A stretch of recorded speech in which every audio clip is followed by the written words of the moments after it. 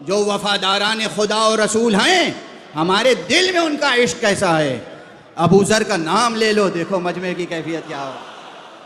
सलमान का नाम लो हमारे सामने, फिर देखो हमसे मोहब्बत का जज्बा क्या होता है।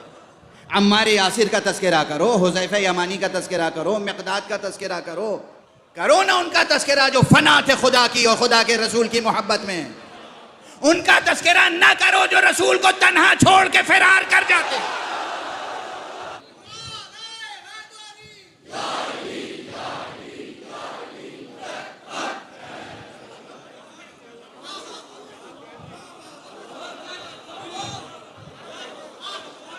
हम तो एक इल्मी बहस कर रहे थे, हम तो अपनी आपकी नफ्स की तरबियत की बात कर रहे थे, मगर कोई इल्मी बहस और कोई तरबियती बहस ख़त्म ही नहीं हो सकती जब तक के बाब इल्म तक पहुँच न जाए,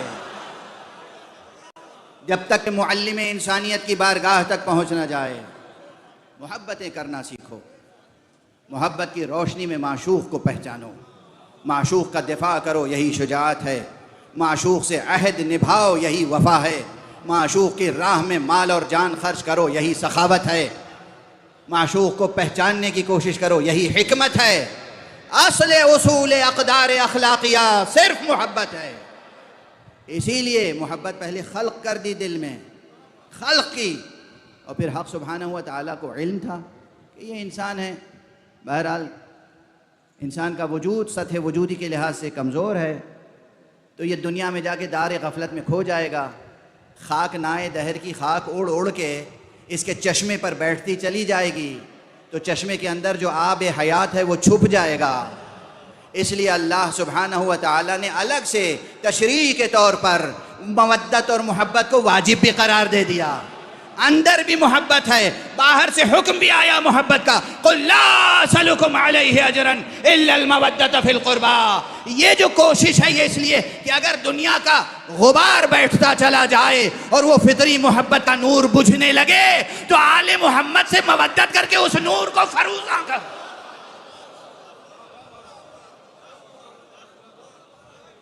उस नूर को दरख्शंदगी बख्शो, उस शम्अ की लौ को और बढ़ाओ, अपने ज़र्रे नादीदा को आफताब बनाओ।